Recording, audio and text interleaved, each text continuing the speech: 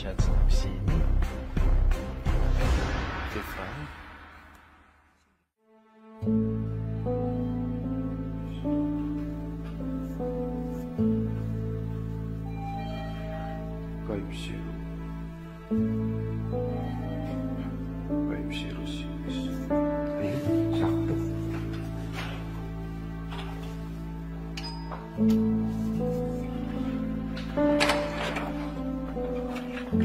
Sir, kayo po ba si Jake Sir Jr.?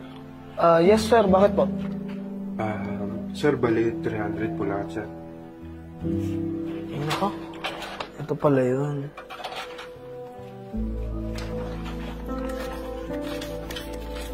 Ito po 500 sa'yo na rin yung sukli niya. Talaga po, sir? Naku po, salamat po, sir. Sige, ingat ka ha. Thank you po.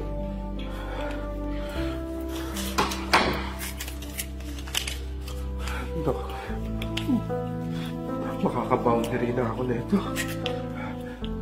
Makauwi na ka.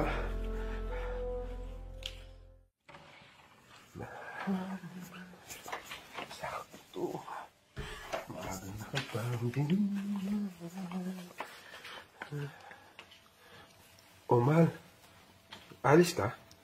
Obvious ba? Akala ko ba wala kang pasok ngayon? Pinapapasok ako ng TL ko eh. Absent daw yung isang katrabaho ko. Ikaw, ba't ang aga mo? Maaga ako, mahal, kasi napadami yung delivery ko ngayon. Kaya naisipan ko na umuwi muna. Tsaka ito nga, may dala akong pagkain. Tara, kain tayo. Hindi na. Busog na ako eh. Sige, malilate na ako ha. Gusto mo, ihatid kita? Hindi na. Kaya ko naman eh. O siya, malilate na ako. Alis na ako ha. Sige.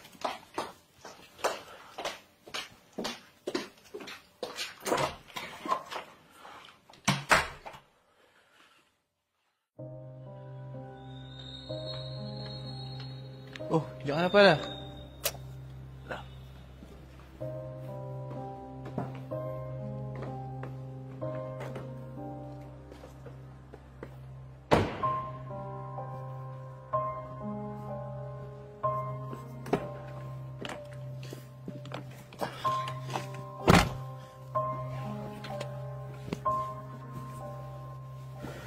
Oh, bakit parang bad trip ka? Kahit ako kasi yung jowa ko, ang agang umuwi, nakakabwisit.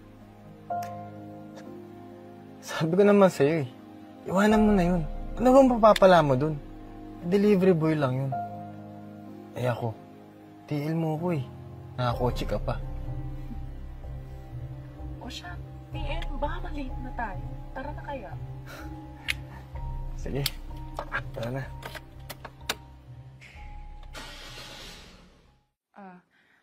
TL, pinatawag niyo daw po ako. Oo Bakit po? Ano? Labas tayo? Tara, kahit saan mo gusto. TL, maaga pa eh. Hindi ko pa out. Ako ba? Akong bahala sa'yo. Gusto mo pagbakasyonin pa ng 3 months na may sahod at komisyon eh. Akong bahala. Sige na. TL, baka malaman ng boyfriend ko. Ano? Matatakot ka dun? Hindi ako natatakot dun. Ba't ako matatakot dun? Kung gusto mo nga, dun tayo sa bahay. Tsaka late yun umuwi, kaya free tayo dun sa bahay. Naman pala eh. Ano pa hinihintay mo? Kunin mo yung mga gamit mo. Tara na. Sige na nga. Wait lang ah.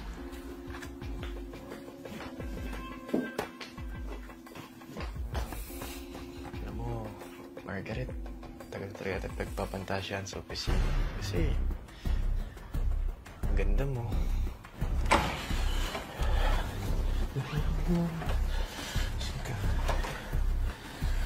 Kakto. Salamat. Boundary na naman ako. Sana, ganito na lang lagi para maaga ako makauwi.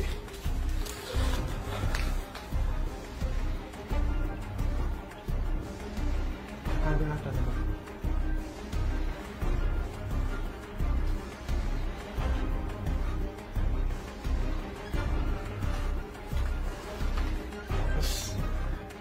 Kinis mo pa sa ka. Hindi mo po yung ganda ng katawan.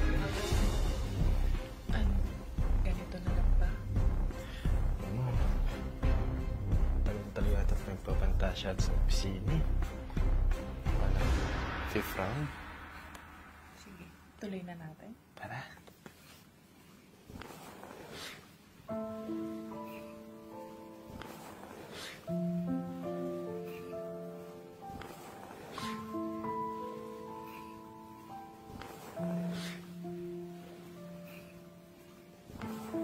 Alam mo, ngayon ko lang na-feel na masarap pala yung tumikim ka din ng iba, no? Kasi yung paulit-ulit. Eh, sabi naman kasi sa'yo, iwanan mo na yun eh. Ano ba mapapala mo dun? Eh kung sa akin ka, TL mo na. Tapos, atin sundo ka pa ng sasakyan.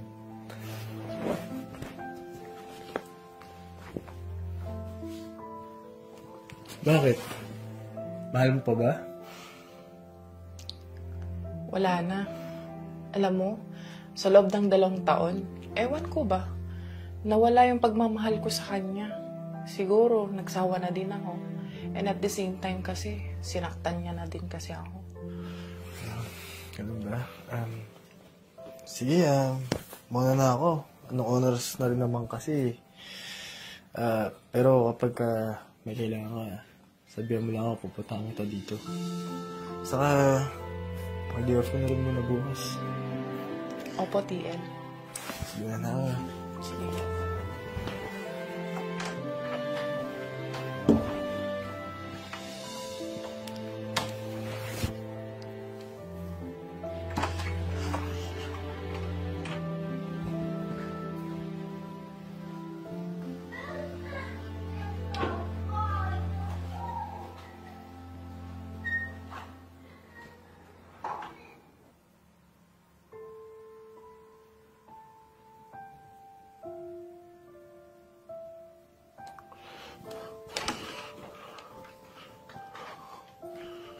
Oh, babe.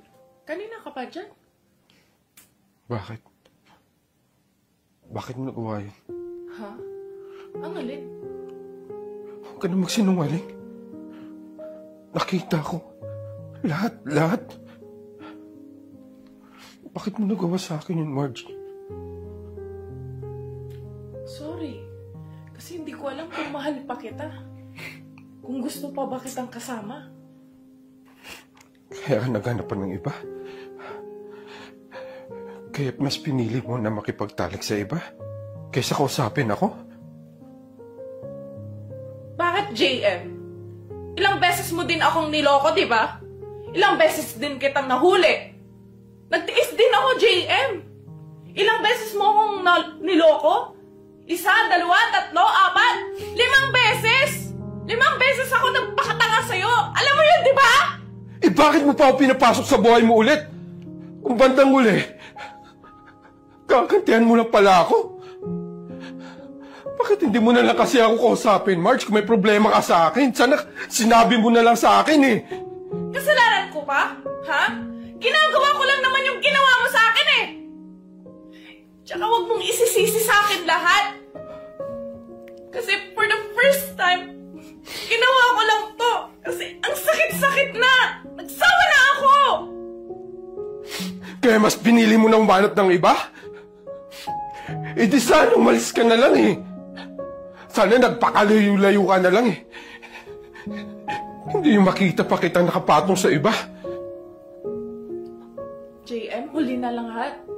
Wala na, nangyari na. Sorry, JM. Pero hanggang dito na lang tayo. At least this time, pipiliin ko naman sa sarili ko. Diba? Ngayon, nararamdaman mo na kung ano yung nararamdaman ko noon tuwing niloloko mo ko.